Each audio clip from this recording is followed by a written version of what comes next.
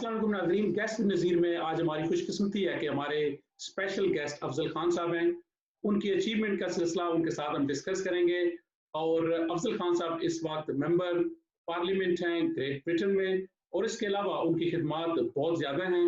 आए चलते हैं उनके साथ बातचीत करते हैं। वेलकम अफजल साहब। जी, अस्सलाम वालेकुम नज़ीर साहब, थैंक यू वेरी मच। बड़ा प्लेजर है आपके साथ ज्वाइन किया आज।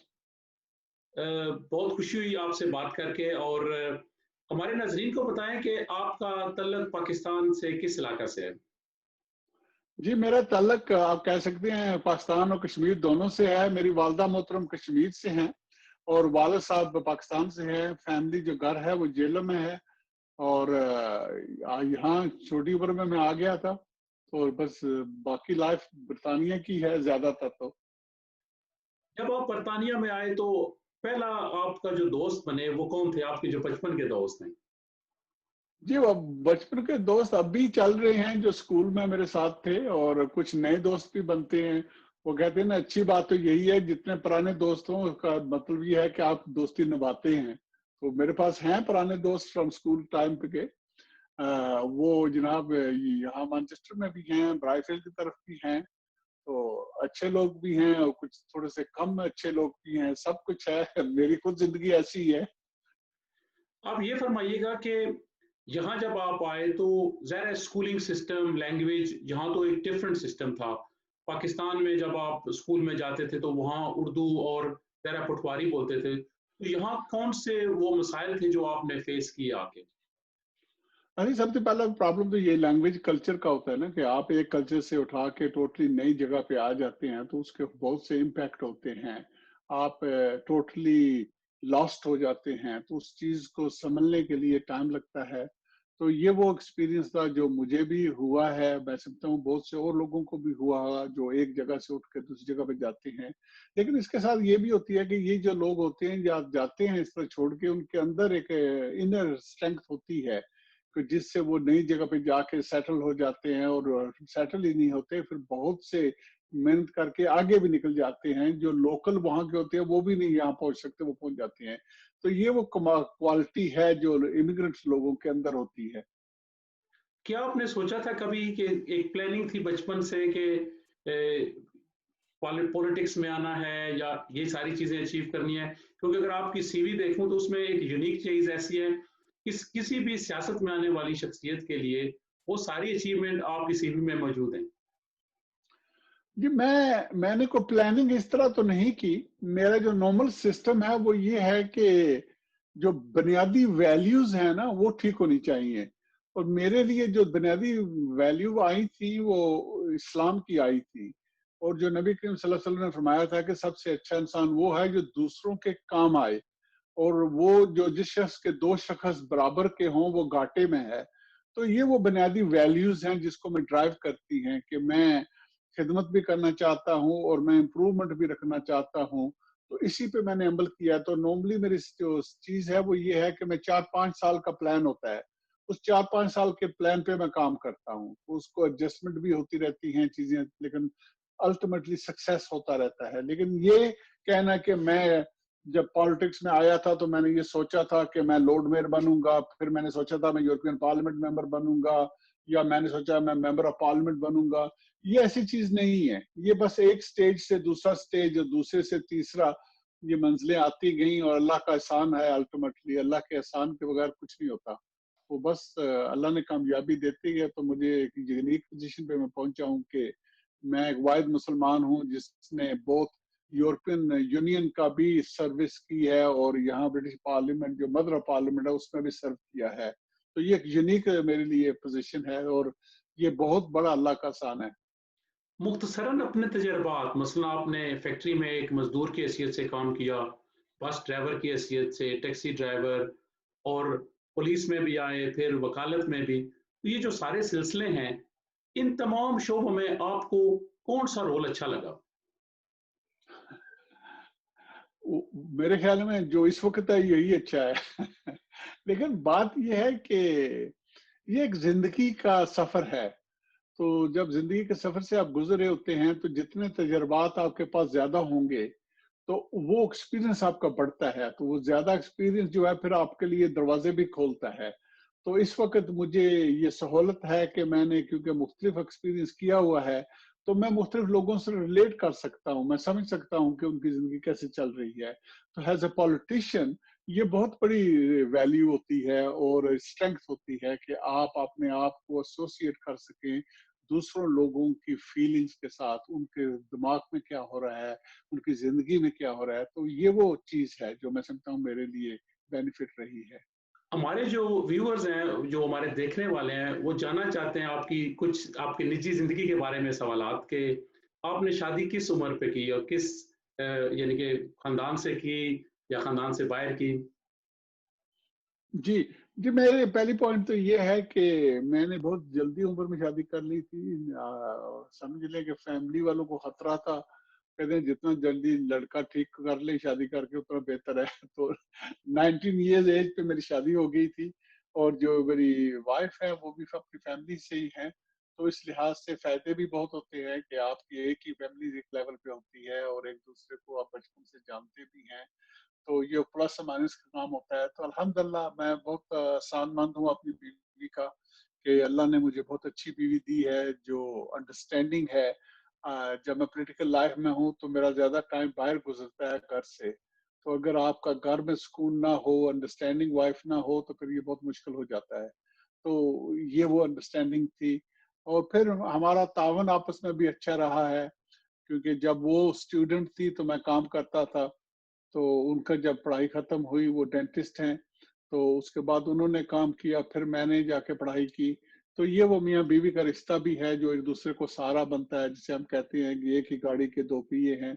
तो ये वो है जिसे कुरान भी कहता है कि आप कमिटेड पार्टनर हैं आप एक दूसरे के। तो ये रिश्ता बहुत प्यारा है और ये बहुत ही हेल्पफुल आइडिया भी है। अगर आपकी अंडरस्टैंडिंग ठीक हो तो आप सफर जिंदगी का आसान कर सकते हैं और कामयाबियां भी आपका कदम चूमती हैं। तो अफ़ज़ल ख़ान साहब, आप क्या सोचते हैं कि आपके बच्चे भी पॉलिटिक्स में हैं या वो मुख़्तलिफ़ शोबा ज़िंदगी में हैं?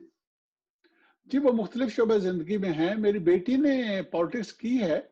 वो यंगेस्ट काउंसलर थी मैनचेस्टर में, फिर उसने बरी नॉर्थ में एमपी का भी इलेक्शन लड़ा था और बहुत थोड़े वोटों से रह गई थी, लेकिन अल्टीमेटली उसने फैसला किया था कि वो अपनी जिंदगी पॉलिटिक्स में नहीं गुजारना चाहती। तो ये उनका फैसला है। जब वो काउंसलर बनी थी तब भी उसने मुझसे नहीं पूछा था। वो कह रही, मैंने जब मुझे पता चला तो मैंने पूछा तो उसने कहा डैड मैं खुद अपना काम करना चाहती हूँ। तो मैंने कहा बिस्मिल्लाह। तो अभी इस वक्त मेरे बच्चों में से कोई भी पॉलिटिक्स की तरफ नहीं है।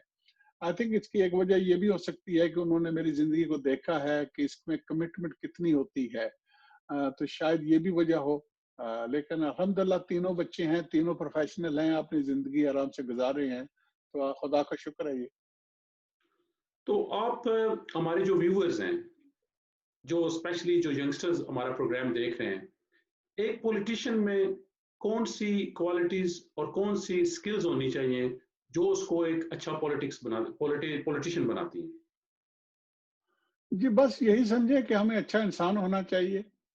तो जो अगर आप अच्छा इंसान होंगे तो आप अच्छे पॉलिटिशियन भी बन सकेंगे और दूसरों का दर्द होना चाहिए। दर्द के बगैर आप ये नहीं कर सकते क्योंकि बहुत से लोग समझते हैं कि शायद आप पैसे के लिए करते हैं। तो मैं जब पार्टनर था लॉ फर्म का तो आज 2000 में मेरी इनकम ज्यादा थी जो आज है। आज मैं अरूज पे चल रहा हूँ, लेकिन उसके बावजूद मेरी इनकम उस वक्त ज्यादा थी। तो ये यहाँ बरतानिया के अंदर पॉलिटिक्स में पैसे की बात नहीं है, ये खिदमत की बात है असल। तो ये पॉइंट आपका क्लियर होना चाहिए और ये भी क्लियर होना चाहिए आप क्यों कर रहे हैं। तो अगर आप खुदा की रजा के लिए करेंगे तो फिर आपको जो इम्पैक्ट आते हैं, कुछ लोग जो हैं मुख्तलिफ तरह की बातें भी करते हैं, तो ये सब चीजें आप हैंडल कर सकेंगे कि अगर आपका अपना माइंड जो है वो क्लियर हो।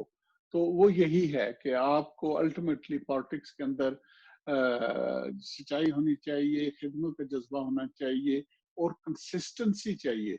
ये कोई भी जिंदगी में चीज हो ना, जितनी भी ज्यादा अच्छी होगी, जितनी भी ज्यादा होगी उतनी ही ज्यादा मेहनत करनी पड़ेगी। तो मेहनत उतनी ज्यादा करने के लिए कंसिस्टेंसी जो फॉर्मूला है वो बहुत इंपॉर्टेंट है। अफ़ज़ल ख़ान साहब, आप पाकिस्तान अक्सर जाते हैं। क्या वजूहात हैं कि हमारी जो सियासत है, वो एक स्मूथ पाथ पे नहीं जा सकी। कभी हम डेमोक्रेसी में रहे, कभी हम मार्शल लॉ के अंदर रहे या मिक्सचर में रहे। तो इसकी क्या वजूहत हैं? आप एज़ ए सीज़न्ड पॉलिटिशियन क्या समझते हैं? इसमें कौन से वो फैक्टर्स हैं जो हमें एक स्मूथ डेमोक्रेसी की तरफ नहीं चलने दे सके? आई थिंक अल्टीमेटली जो पाकिस्तान का पॉइंट है वो ये है कि अल्लाह की नेमतों का कोई हिसाब ही नहीं है जो हम पे है। सिर्फ ये है कि हमें उन नेमतों की कदर करने की जरूरत है। और जो सबसे बड़ी नेमत अल्लाह की होती है वो इंसानों की होती है। जो पाकिस्तानी ह्यूमन बीइंग्स हैं ये बुरे नहीं है, एक्चुअली इनकी क्वालिटीज में कमी नहीं है। जो कमी है तो वो ये है कि हमने इंस्टीट्यूशन जो हैं वो उनको मजबूत नहीं किया। आप अगर डेमोक्रेसी की बात कर रहे हैं तो अगर बार बार एक पौधे को आप उखाड़ देंगे तो उसके रूट्स मजबूत तो नहीं होंगे। तो ये वो कमजोरी है। लेकिन आप देख रहे हैं हम के पिछले 3-4 गवर्नमेंट्स तब्दील हुई हैं कंसिस्टेंटली, तो ये अच्छी बात है। ये डेमोक्रेटिक प्रोसेस के लिए बहुत जरूरी होता है कि ये जर्नी जो है ये चलती रहे। और जो ठीक नहीं काम कर रहा, जिसको पब्लिक का इंटरेस्ट या पब्लिक का सपोर्ट नहीं है, उनको जाना चाहिए। और अकाउंटेबिलिटी मजबूत होनी चाहिए। तो अगर हम इदारे मजबूत करेंगे तो आप देखेंगे कि पाकिस्तान कितनी तेजी से तरक्की करेगा, क्योंकि अल्लाह की नेमतों के लिहाज से जो मैंने पहले भी आपसे अर्ज किया है उसमें कमी नहीं है। बस ये अकाउंटेबिलिटी और ये जो इंस्टीट्यूशन है इनको मजबूत करने की जरूरत है। पाकिस्तान में इस वक़्त जो है वो डेमोक्रेसी है, लेकिन वहाँ एक जो सिलसिला है कि मीडिया के ऊपर जो कदगन है, उसके बारे में आप क्या कहेंगे? और मेरा दूसरा सवाल ये है कि पाकिस्तान में रिसेंट ईयर्स में देखा गया है कि बहुत ज़्यादा जुडिशियल एक्टिविज़्म हुआ है, बिलख़ुसूस जो हमारे कुछ गुज़श्ता जो चीफ जस्टिस गुज़रे हैं, तो आप इस बारे में आपका क्या व्यू पॉइंट है? आई थिंक पहले तो मीडिया की बात ये है कि मीडिया इम्पोर्टेंट है, लेकिन मीडिया के साथ भी रिस्पॉन्सिबिलिटी है। और मीडिया की मैं समझता हूँ जो जरूरत है वो ये है कि डेप्थ उनको डेवलप करने की जरूरत है। ये भी बहुत इम्पोर्टेंट है। मीडिया एब्सोल्युटली वाइटल है इस डे एंड एज में। दूसरी बात हमने जुडिशरी के हवाले से की है, तो जुडिशरी जो है मैं शायद समझता हूँ कि जितनी अच्छी होगी, जितनी मजबूत होगी, जितना वो इंसाफ सही करेंगे, चाहे कोई बड़ा है चाहे कोई छोटा है, तो ये मुल्क के लिए बहुत बेहतर है। ये इदारों को मजबूत करने में भी बहुत बेहतर होगा। तो जो एक्टिव एक्टिव जुडिशरी का काम होता है उसी हद तक इसका रोल है, लेकिन ज्यादा नहीं होना चाहिए। तो ये रोल ऑटोमेटिकली कम हो जाएगा जब हमारे इदारे मजबूत हो जाएंगे। तो आई थिंक बहुत रिस्पॉन्सिबिलिटी बर्डन जुडिशरी के ऊपर है कि वो बेलौस और बे साइड लिए बगैर किसी के और सही इंसाफ फर्म करें। ये बहुत बड़ा रोल है और इसका बहुत बड़ा हिसाब भी है। तो यही दुआ है कि अल्लाह उनको तौफीक दे कि वो सही से सही इंसाफ दे सके लोगों को। तो ये मुल्क के लिए बहुत ही फायदा होगा। आखिर में कुछ हमारे जो रैपिड क्वेश्चन होते हैं, क्विकली आपके एक लाइन में आंसर्स चाहिए होंगे हमें। प्लीज़ हमारे जो व्यूअर्स हैं, वो अक्सर पूछते हैं कि आपके जो मेहमान हैं, उनसे आप ये रैपिड फायर क्वेश्चन भी पूछें। तो आपके जो पसंदीदा सिंगर कौन-से हैं? जी, सिंगर्स लिहाज से बहुत कम टाइम है, मेहदी हसन कह लें। और आपके जो पसंदीदा पोएट? पोएट फैज अहमद फैज कह लें। Iqbal actually is very good as well. और जो मौजूदा आर्टिस्ट्स हैं इस वक़्त पाकिस्तान में या साउथ एशिया में, आपके फ़ेवरेट कौन-से आर्टिस्ट हैं? एक्चुअली मैं नहीं देखता, बहुत कम देखता हूँ चीजों को, फिल्म्स और ड्रामास को। लेकिन ज़ाहिर है जवानी में भी तो आप देखते रहे होंगे। जवानी में फिर मोहम्मद अली आ जाएंगे। जी, जी। और आखिर में हमारे जो व्यूअर्स हैं, इस वक़्त हमारा ये शो देख रहे हैं, उनके लिए आपका क्या मैसेज है? जी, मेरा मैसेज यही है कि अल्लाह ने आपको जिंदगी दे के, इंसान बना के, मुसलमान बना के बहुत बड़ा एहसान आपके किया है। कुरान कहता है इस चीज को कि आप अल्लाह के एहसान को गिनना चाहें तो भी नहीं गिन सकेंगे। उसका शुक्र करें हर हाल में। और अपने आप को कोशिश करें कि आपको शर्मिंदगी ना उठानी पड़े जब आपको अल्लाह से मिलना पड़े। ये तो मौत बरहक है। और यहाँ बरतानिया में ये हमारा मुल्क है, यहाँ हमें फुली इन्वॉल्व होना चाहिए। हमें एक दूसरों के साथ तलकात को मजबूत करना चाहिए, अपने बच्चों को टाइम देना चाहिए और अपनी जिंदगी को खुशहाल बनाए, टाइम दें एक दूसरे को। और ज़ाहिर है इस वक़्त जो है ہم اگست کا جو مہینہ ہے ریسنٹلی ظاہر ہے 14 اگست بھی پوری قوم نے منائی، تو 14 اگست کے حوالے سے منچسٹر میں آپ کی کیا ایکٹیویٹیز ہوتی ہیں اور کمیونٹیز کے ساتھ آپ کی کیا انگیجمنٹس ہوتی ہیں؟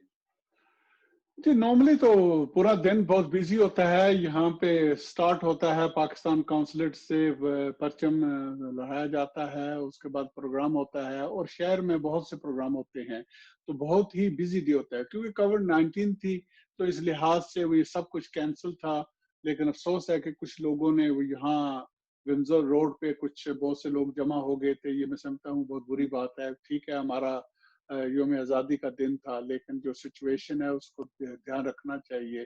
آپ اپنے آپ کو خطرے میں ڈالنا، اپنے لوڈ ون کو خطرے میں ڈالنا، معاشرے کو ایک رانگ امیج دینا، دائیں بازو آگے ہی ہم اپنے الزام تراشی کرتے ہیں، ان کو موقع دینا، تو یہ عقل مندی کا کام نہیں تھا. افضل خان بہت شکریہ، آپ نے ہمیں جوائن کیا اور انشاءاللہ آنے والے دنوں میں بھی آپ کے ساتھ بات چیت ہوتی رہے گی. بہت شکریہ. نذیر بھائی thank you very much, it's been a pleasure.